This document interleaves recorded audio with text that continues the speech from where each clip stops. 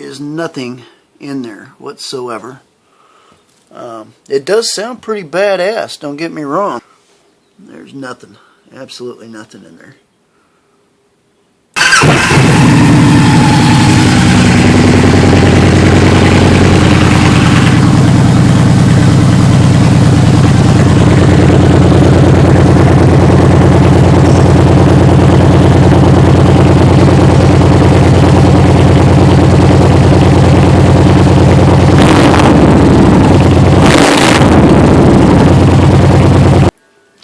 So you can see they've already cut the bands.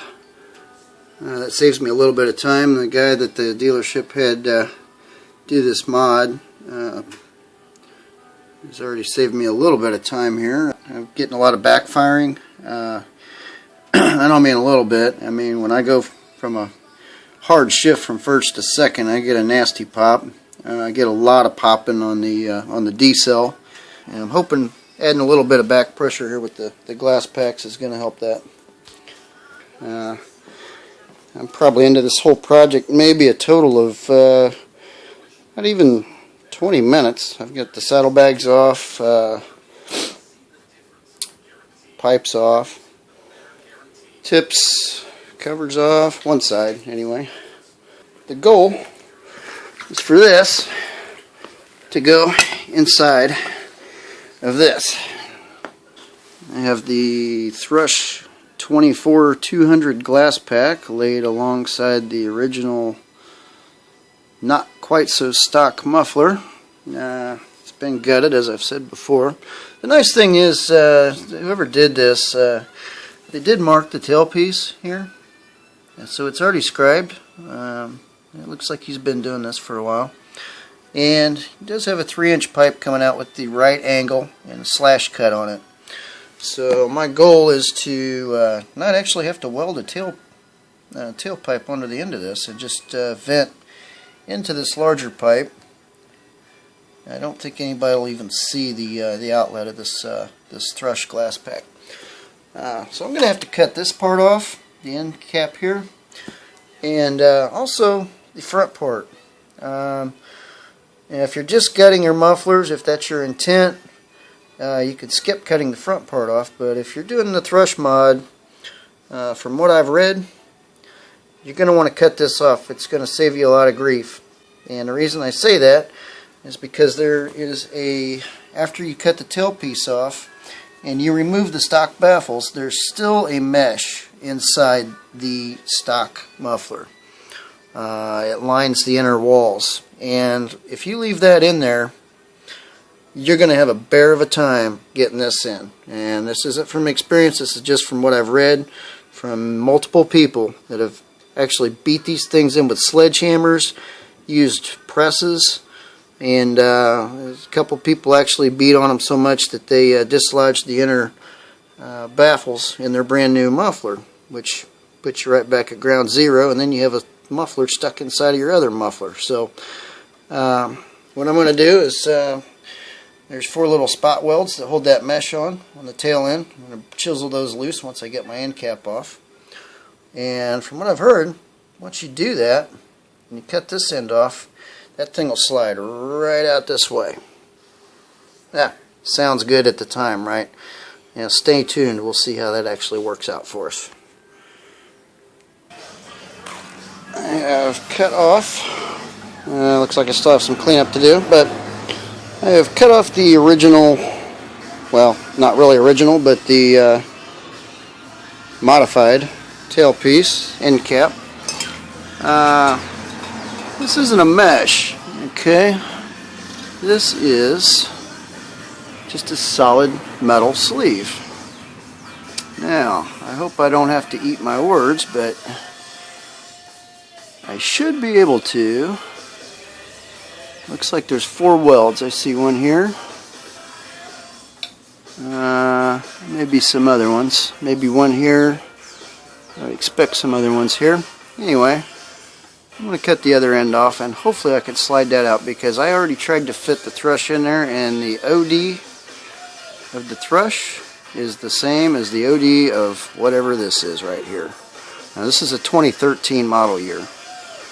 So I don't know if the 12s and earlier have a different muffler, but this is not going to slide in there unless I get this out. I've cut the nose piece off. I did mark it. Did several marks to make sure that I can get this back on straight, because if I don't, obviously with this offset, it's very critical which way that faces. So now here's the, actually there is mesh. I don't know if you could see it or not, but the mesh is on this end. It looks like it goes halfway and then it turns solid at the other end. And then there's a bit of a reducer here. Okay, remember when I thought I might eat my words? Well, starting to. This is the inlet side, and it's supposed to slide right out of here. What I failed to notice was this ring, and there's 4 more welds here. I left one just to see what I've been chiseling out, and I just kind of get my chisel in. At one time it looked all just like that. I don't know if the lighting's not real good, but looks like one piece, but it's an illusion. It's not. Take your chisel, situate it like so, and work at it. That's one of the 4 welds that needs to come out. Hopefully after that this darn thing will come loose. Because the way it is now, I've been working at this. That weld right there was really stubborn. Yeah, an hour and a quarter into this, I'd get tired of beating on that. I just split it all the way down this weld. Otherwise, I think I'd have been here for 2 days trying to get that thing out. So, I wanted to show you this before I got it all the way out. This is what I resorted to. Hopefully the second one goes better and I don't have to do this, but just to save time, I may just do that right off the bat. Because even with it split,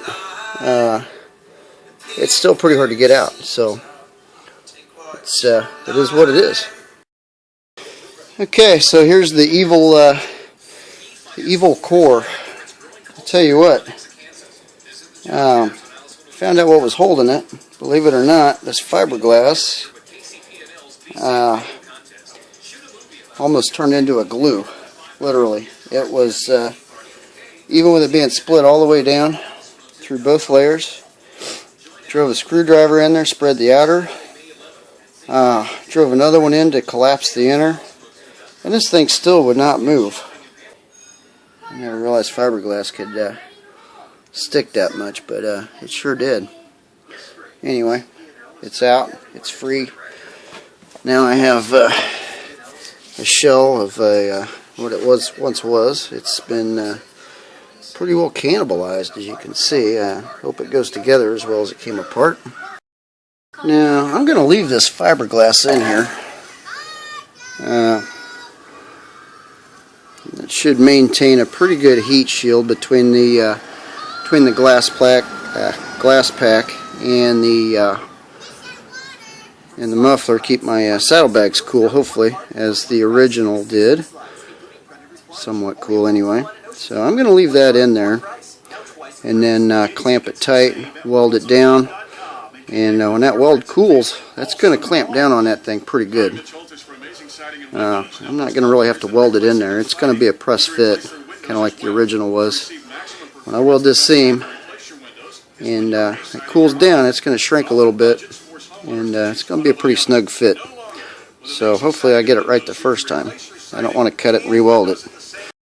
Okay, here's kind of a pre-fit. So the thrush is in there. If I line my marks up, there, so get that welded back together, and if I do that, and I wish I had better light. It's kind of overcast today, but it actually looks kind of cool. And that nice, I don't think that's going to cause a problem at all. I'm just going to leave it just like that on the tail end. On the front end, what we've got here is, it kind of goes in. I think what I'm going to do is go ahead and cut the front of this off. I'd rather have it kind of a smooth transition rather than a lot of turbulence right there. I don't want to create a bunch of turbulence right there. it's all welded back together. Yeah, my welds aren't that pretty. I had some issues with my welder. It's a flux core welder, and the supplied wire that came with it is leaves a lot to be desired. Not easy to weld this thin gauge stuff with that. Even on its lowest setting, it wanted to blow through. It spattered everywhere. I spent the rest of last evening putting this back together. There we go. We're going to start pipe number 2. Let's see if it's marked. Looks like it is. Some marks here. And am I going to waste? No, you know what? I'm going to split it all the way down just to start with, because I spent a lot of time yesterday trying to get that inner sleeve out, and if I'd have just split it to begin with, I probably would have been done with this pipe today.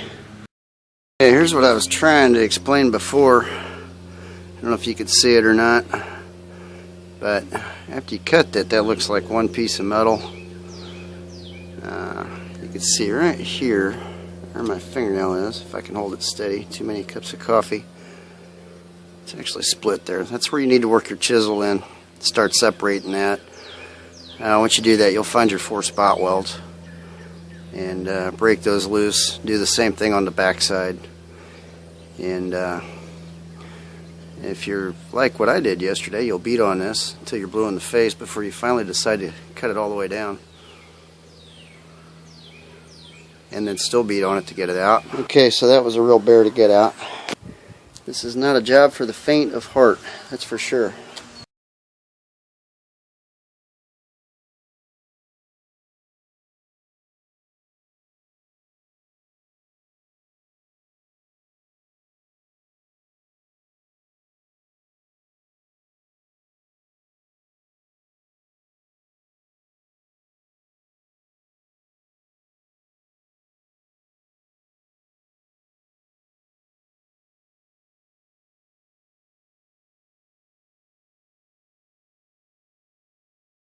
This will take you a full day.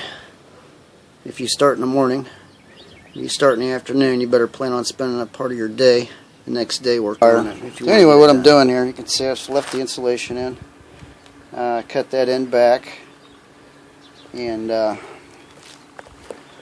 this end's sticking out flush here, same way I did the first one. What I'm doing, I'm using this strap, because I did spring this a little bit, getting the core out. Anyway, that's kind of the way I'm putting the seam back together.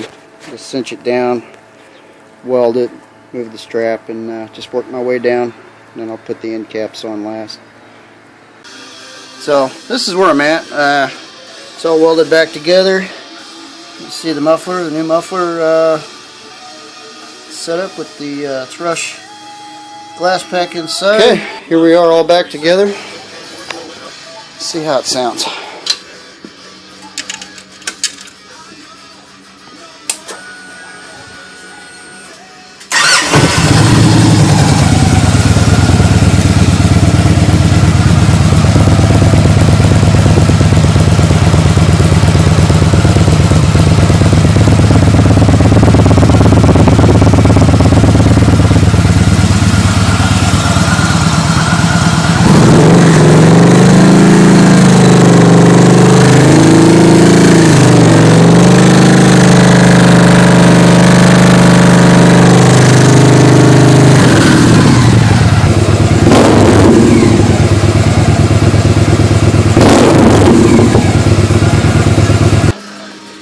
In my opinion, that sounds pretty badass. You probably can't tell from the phone, but it has a really good sound. It's not so loud that I think it's going to give us a headache or ringing ears after riding for a while. So I'm pretty happy with it. It's a beautiful day outside, so glad I'm done making this, and glad I'm done. I'm ready to ride. I'll go get cleaned up and hit the road. Thanks for watching.